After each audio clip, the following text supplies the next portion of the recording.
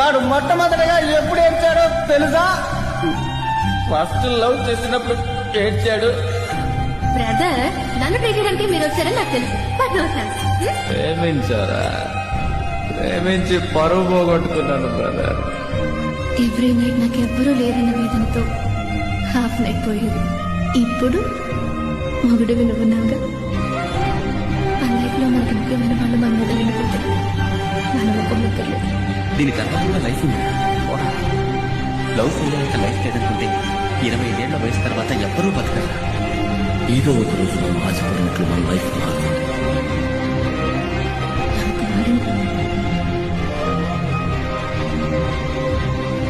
ప్రతి love failure వెనుక ఒక లైఫ్ ఉంటుంది బ్రదర్. మంచి లైఫ్ ఉంటుంది. నువ్వు ఆలోచించు.